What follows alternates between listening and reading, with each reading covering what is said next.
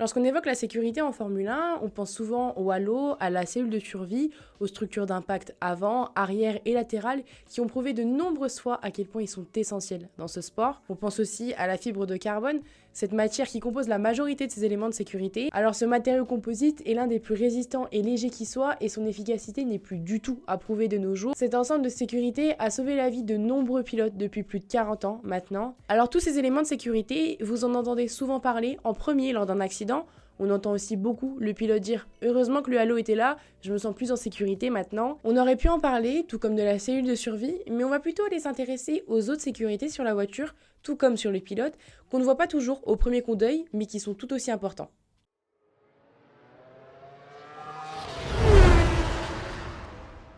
Et d'ailleurs, je me suis pas présentée, moi c'est Margot, je suis journaliste en sport mécanique et je suis une grande passionnée de la Formule 1 et du MotoGP. Je vous donne rendez-vous 2 fois par semaine, une fois pour la Formule 1 et une fois pour le MotoGP. Sur cette chaîne, on va principalement parler technique, histoire et on va faire aussi des analyses. Mais ce n'est pas tout, je vais essayer de vous amener au maximum avec moi sur le terrain. Je vais aussi interviewer beaucoup de personnes, c'est l'objectif de cette chaîne, tant ici que sur les circuits. Et de façon occasionnelle, je vais publier une 3e vidéo par semaine qui ne va pas du tout venir empiéter sur celle de la Formule 1 et du MotoGP.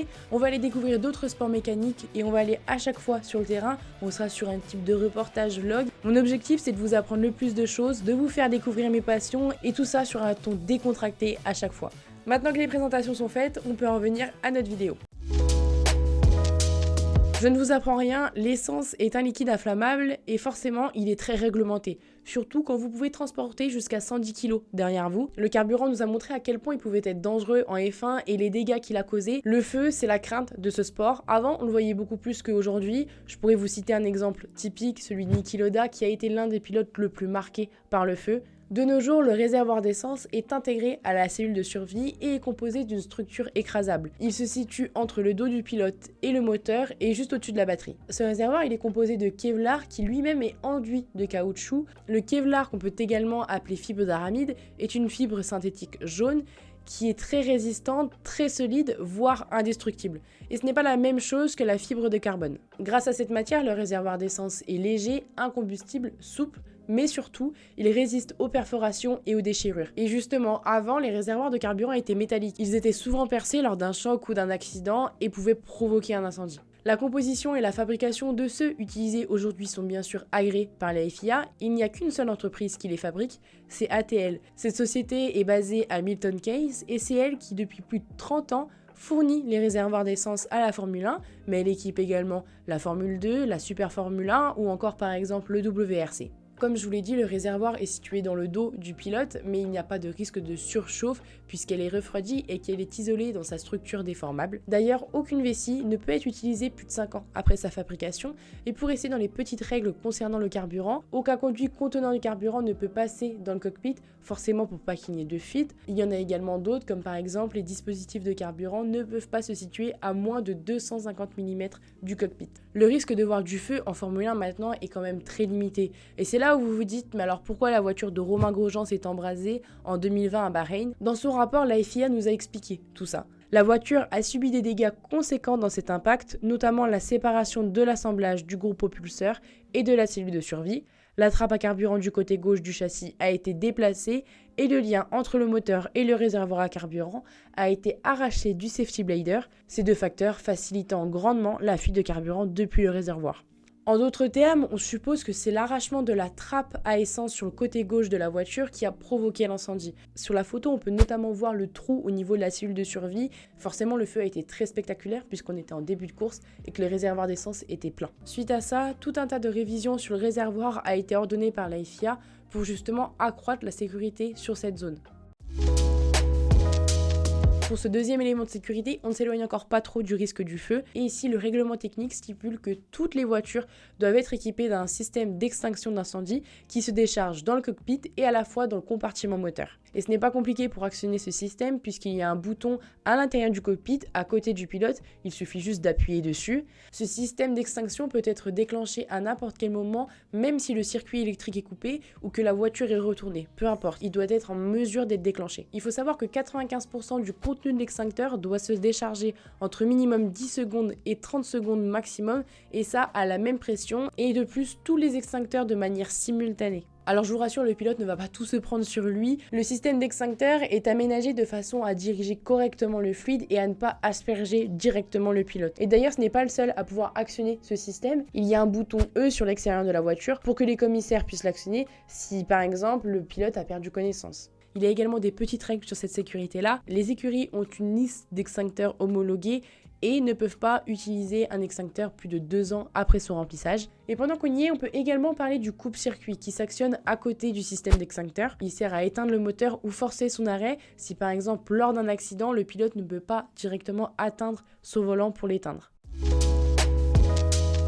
En troisième, on va parler de l'équipement du pilote. Alors bien sûr, il y a le casque qui ne cesse d'évoluer, le système de Hans qui réduit l'amplitude de la tête lors d'un choc grâce justement aux sangles qui sont attachées au casque. Mais ici, on va plutôt parler des textiles du pilote, par exemple des gants qui sont biométriques depuis 2019 maintenant. L'objectif est simple, c'est pour que les équipes médicales aient des informations vitales sur l'état du pilote en direct. Ces informations sont par exemple le pouls, le taux d'oxygène dans le sang ou le niveau de mouvement. Ces données-là permettent aux équipes médicales de savoir comment un pilote se comporte, notamment lors d'un accident et lorsqu'il est inaccessible, et de pouvoir adapter les décisions. On peut prendre l'exemple de l'accident de Carlos Sainz en essai libre 3 en Russie en 2015. Il avait perdu le contrôle de sa Toro Rosso et était venu heurter la barrière à 153 km/h et l'Espagnol était inaccessible au début puisque la première rangée de pneus était venue se poser sur le devant de la voiture et par exemple à ce moment-là, les équipes médicales n'avaient aucune donnée sur l'état du pilote. Ces gants sont développés par Signal Biométrique et ce n'est d'autre que la société du docteur Jan Roberts de la Safety Car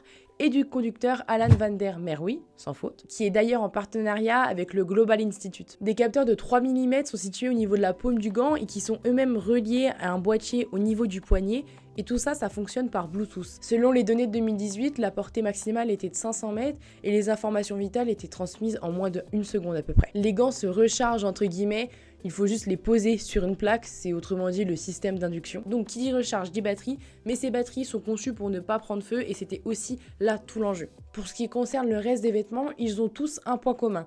Que ce soit la combinaison, les gants, la balaclava, les chaussures et les sous-vêtements, ils résistent tous au feu. Et là, on peut dire merci au Nomex, cette matière résiste aux flammes, elles ne fondent pas, elles ne coulent pas, elles résistent à la combustion et également aux hautes températures. Il faut savoir que même les fils et les sponsors sur les sous-vêtements et sur la combinaison sont faits également pour résister au feu. Et d'ailleurs, depuis 2020, les combinaisons doivent résister au moins 12 secondes aux flammes, les chaussures et les gants 11 secondes, la paume du gant 8 secondes et les sous-vêtements et la balaclava, autrement dit la cagoule, au moins 5 secondes. Et pour finir, au niveau des textiles des pilotes, on va avoir des épaulettes sur les combinaisons. Alors selon moi, elles sont un peu plus voyantes sur les Alpine Star. Elles permettent tout simplement aux équipes médicales de pouvoir extraire plus facilement le pilote lors d'un accident, par exemple.